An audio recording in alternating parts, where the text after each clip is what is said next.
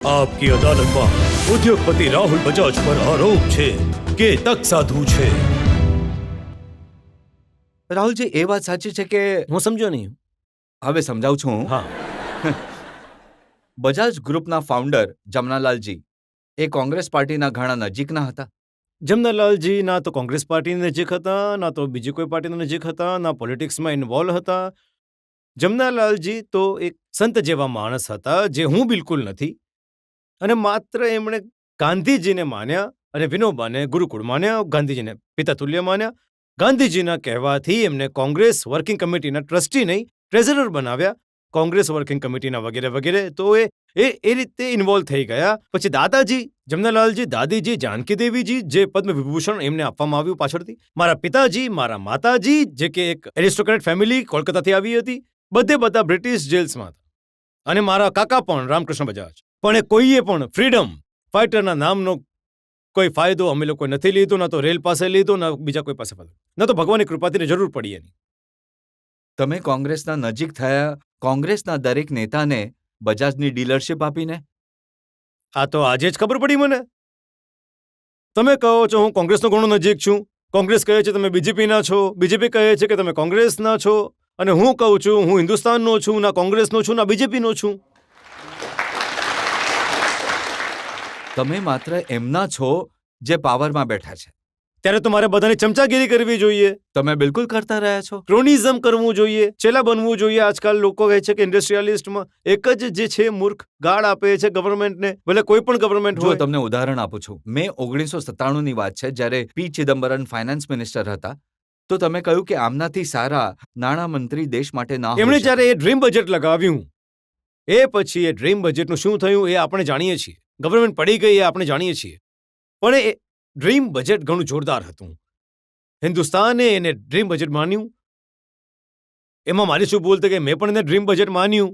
આપણા ટેક્સીસ એટલા ઓછા કરી દીધા, ઘણું બધું સારું કર્યું, દેશનું ભલું પણ કર્યું. હવે એ વખતે કદાચ આ સ્ટેટમેન્ટ કરી દીધું હશે, તો એનાથી કોઈ પુરાવો નથી મળતો કે એને સારું કામ કર્યું તો પણ ગાળો આપું એમને. તો અમે સારું કામ કર્યું છે, તો અમે સારું કામ કર્યું પુરાવો છે. એ વાતથી મળે છે અને હું કે આજે પણ માનું છું, રજતજી, ચિદમ્બરમ સાહેબ નોલેજ, ઇન્ટેલિજન્સ, આર્ટિક્યુલેટ્સને આનાથી in totality better finance minister પાછલા 25 વર્ષમાં, 30 વર્ષમાં કદાચ નથી આવ્યા.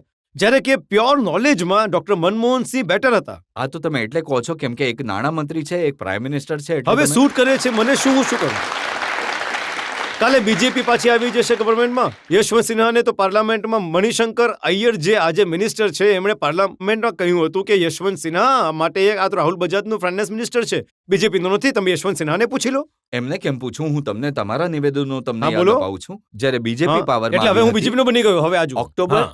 ના, જે પાવરમાં આવે છે એના બનો છો તમે. અચ્છા, આ વાત છે. આઈડિયા સારો છે. ઓક્ટોબર 1998માં તમે કહ્યું કે ઓક્ટોબર 19 1999માં 99 તમે કહ્યું કે અટલ બિહારી વાજપેયી પ્રધાનમંત્રી બન્યા છે, આનાથી સારી વાત દેશ માટે કોઈ હોઈ જ ના શકે. નહીં, મેં એવું કહ્યું નહીં. હું આ વસ્તુમાં ક્યારે માનતો પણ નથી. આ India is Indira, Indira is India Barooah સાહેબ બોલતા હતા. આ બધું નહીં. પણ આજે પણ હું કહું છું, આજે તો એ પ્રધાનમંત્રી નથી ને રજતજી, કે વાજપેયીજી એક આપણા ઘણા આઉટસ્ટેન્ડિંગ પ્રધાનમંત્રી રહ્યા છે. I am very very happy, I am very proud. પણ એનાથી સારું કોઈ હોઈ જ નહીં શકે. આ છે, આ તે છે, એવું મેં કોઈને માટે કહ્યું નથી. કોઈ કોન્ટેક્સમાં તમે અમારી પાસે ઘણું બધું બોલાવી લો છો, જર્નાલિસ્ટ લોકો બધું બોલાવી લીધું હશે, મને ખબર નથી. ઇલેક્શન થવાના પહેલા તમે કહ્યું હતું કે આ જે ફીલ ગુડ ની વાત બીજેપી કરી રહી છે, સાચી વાત કરી રહી છે. ખરેખર દેશમાં ફીલ ગુડ છે. ઘણી વસ્તુઓમાં બીજેપીની પોલિસી ઘણી સારી હતી.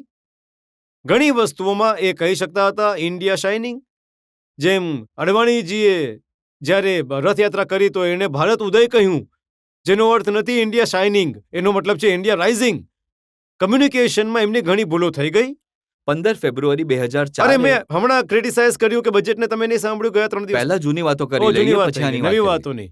મેં વિચાર્યું કે આગળનું વિચારીએ, ફ્યુચરનું વિચારીએ, આ હિસ્ટ્રીમાં કેમ જઈએ છીએ? બીબીસી રેડિયોના હિન્દી કાર્યક્રમમાં ભાગ લેતા રાહુલ બજાજે શ્રોતાઓના સવાલોના જવાબ આપ્યા. એમણે કહ્યું, મારું માનવું છે કે ફીલ ગુડ માહોલની જે વાત કહેવામાં આવી રહી છે એ સાચી છે અને એ ચાલુ રહેવી જોઈએ. આજે પણ હું રિપીટ કરીશ. એને એ સમય માટે ઇન્ડસ્ટ્રીમાં ઘણું જોરદાર ફીલ ગુડ ફેક્ટર હતું, ઘણું જોરદાર ફીલ ગુડ ફેક્ટર હતું. પણ ઇન્ડસ્ટ્રી પાસે વોટ કેટલા છે? ઇન્ડસ્ટ્રીને પાસે વોટ નથી કોઈ. પણ જ્યારે પોલિટિશિયન્સને, આટલી મોટી પોલિટિકલ પાર્ટીઝને, બીજેપીને ખબર નહીં પડી તો અમને ક્યાંથી ખબર પડતી કે ભાઈ ગામોમાં શું થઈ રહ્યું છે?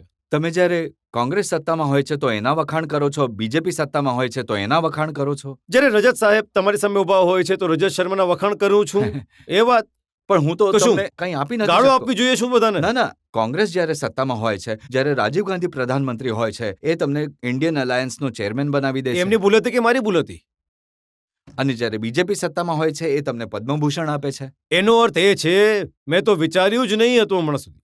જનતાએ વિચારવું જોઈએ કે કઠેરામાં કેમ રાખી દીધું મને. હું તો ઘણો જ કોઈ ગ્રેટ માણસ હોઈશ. બધી પોલિટિકલ પાર્ટીઝ મને મોટો બનાવી રહી છે, કોઈ પદ્મભૂષણ આપી રહ્યું છે, કોઈ ઇન્ડિયન એલાયન્સને ચેરમેન બનાવી રહ્યું છે.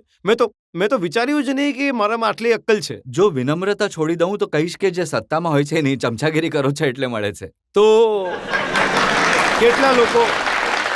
કેટલા લોકોને આ રીતે મળ્યા પદ્મભૂષણ અને કેટલા લોકોને ચેરમેન બનાવ્યા ઇન્ડિયન એલાયન્સના રીતે. ચાપલુસી જે કરે છે એકદમ ખરાબ વાત છે. મને એનાથી ઘણી નારાજગી છે, ઘણી ઘૃણા છે. તમે હું ચલાવું જ્યારે છું. એ સમયે એનડીએની સરકાર હતી, તમે કહ્યું કે જશવંતસિંહ એનાથી સારા ઇકોનોમી જોવાવાળા મેં ક્યારે આ કહ્યું ન હોઈ નથી શકે. સારું કામ કરી રહ્યા છે? કહ્યું હશે એમનાથી સારા ઇકોનોમી આપવા વાળા નથી. મને યાદ ચાલો નથી એ મેં આ વખાણ કહ્યું હોય. કર્યા કે સારું કામ કરવાવાળા છે. જરૂર મારું એ માનવું છે, આજે કહી રહ્યો છું, જ્યારે કોંગ્રેસ પાર્ટી પાવરમાં છે, ખાસ કરીને યશવંત સિન્હા, કેમ કે જશવંતસિંહજી તો ફાઇનાન્સ મિનિસ્ટર કદાચ 1-2 વર્ષ રહ્યા, પણ Yashwant Sinha was very underrated finance minister અને એમણે સારું કામ કર્યું. એક બજેટ, હું પબ્લિકલી આજે પહેલી વાર કહી રહ્યો છું, એક બજેટ જે એમણે, એ પણ બજેટ ખરાબ નહીં હતું, પણ 2-1 વસ્તુઓ એમાં એવી ભૂલો નાખી દીધી હતી, including right or wrong dividend tax removal, dividend tax reimposition. બીજા દિવસે મેં એમને ફોન કરીને 40 મિનિટ વાત કરી પૂનાથી દિલ્હી કે તમારી ખુરશી હલી ગઈ છે. અને એ થયું અમુક દિવસો પછી. જ્યારે કોંગ્રેસની સરકાર બની ગઈ, જ્યારે તમને લાગ્યું કે આ હવે વખતે. જ્યારે હમ. સોનિયા ગાંધી જ્યારે હવે પૂરી રીતે કમાન્ડમાં છે, ત્યારે તમે એ કહેવાનું શરૂ કરી દીધું કે સોનિયા ગાંધી ઘણા મેચ્યોર છે.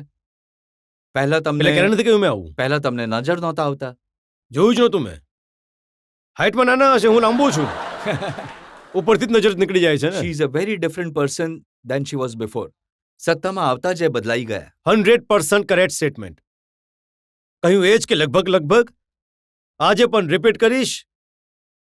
ઇમરજન્સીમાં કેટલા ઇન્ડસ્ટ્રીયાલિસ્ટ હતા જેમણે ઓપનલી અપોઝ કરી ઇમરજન્સીને? હું તો નાનો માણસ હતો ત્યારે. અપોઝ કર્યું, એના કારણે રેડ થઈ. દરેક સમયે બોલતો ગયો. એના પછી એ જ કહ્યું છે મેં. એમની મધર ઇનલોએ કરી હતી ઇમરજન્સી.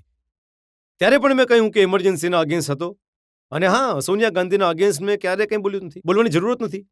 એ મારા મિત્રો હતા. કોણ? એક મારા મિત્ર છે, એમનું નામ છે શરદ પવાર.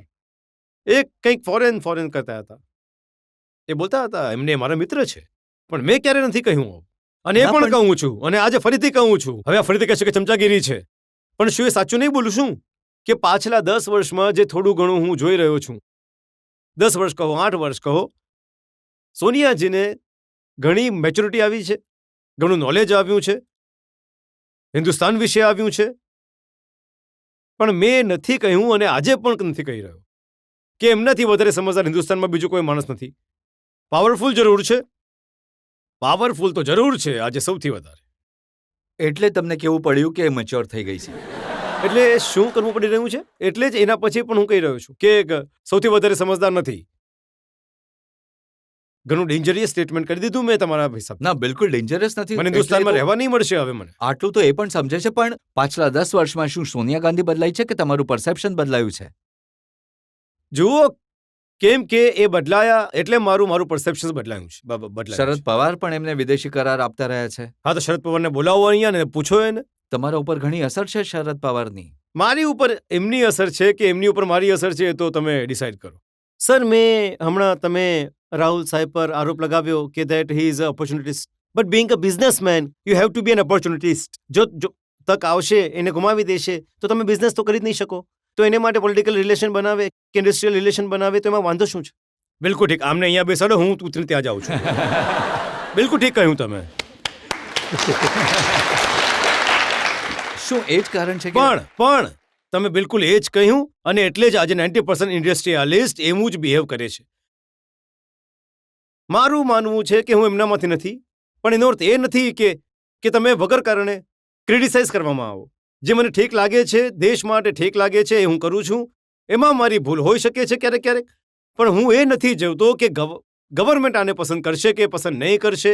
પણ એ જરૂર છે કે ગાળાગાળી કરવી, વગર કારણે ખોટા શબ્દોનો વપરાશ કરવો, કે રૂડનેસથી તમે કંઈક અચીવ નહીં કરી શકો. જો તમે ઈચ્છો છો કે ગવર્મેન્ટ તમારી વાત સાંભળે, તો તમારે પોલાઇટલી પણ ફર્મલી કહેવું જોઈએ, અને એ જ હું કોશિશ કરું છું. તો તમે કેમ નથી જતા રાજ્યસભામાં? કોઈ બોલાવતું નથી, અને ના મારી પાસે ટાઈમ છે ત્યાં આગળ ટાઈમ ખરાબ કરવા માટે. હું જઈને કરીશું ત્યાં આગળ. જે ભાષણ અહીં આપો છો તમે ત્યાં આપી શકો છો. અહીંયા સાંભળવા માટે લોકો છે, ત્યાં ખાલી હાઉસ રહેશે. એ પોતાનું લઈ લે છે ડેલી ભથ્થું, અને પછી એના પછી ગાયબ થઈ જાય છે. હોલમાં બેસે છે, અને ત્યાંની કેન્ટીન ઘણી સારી છે, ઘણી સસ્તી છે, અને ઘણી સ્વાદિષ્ટ વસ્તુ મળે છે. સમોસા ઘણા સરસ હોય છે. કેમ કે જેટલા તમારા મિત્રો છે રાજનીતિમાં, એને જોતા લાગે છે કે તમારી સાચી જગ્યા ત્યાં જ છે. પ્રાઇવેટ લાઈફ છે મારી. તમે જેવા પોલિટિકલ લાઈફમાં આવશો, કોઈ પણ કંઈ પણ બોલી શકે છે. સવારે 8 વાગ્યાથી તમારા ઘરમાં આવી શકે છે. આજે તો હું 10 વાગે સૂવું તો મને કોઈ પૂછવા વાળું નથી. નહીં જી, આ ધંધો નથી કરવો બ્રેક લાઈફમાં, અને હવે આ ઉંમરમાં થોડી કરવું છે. રાહુલજી, હવે એ જણાવી દો કે જ્યારે બાળકો કામ સંભાળી લેશે, તમે માત્ર ચેરમેન રહી જશો, તો ખાલી સમયમાં શું કરશો? ચમચાગીરી તો ગવર્મેન્ટની નહીં કરીશ, પણ જ્યાં લાગશે કે ભૂલ કરી રહ્યા છે ત્યાં એમને હું રોકીશ, કહીશ ક્યાં ભૂલ કરે છે, જેનાથી દેશને અને દેશના લોકોને ફાયદો થાય. આ તો રાજનીતિમાં જવાની દિશામાં પહેલું પગલું થયું. હવે આ તો એમનું રીડિંગ છે.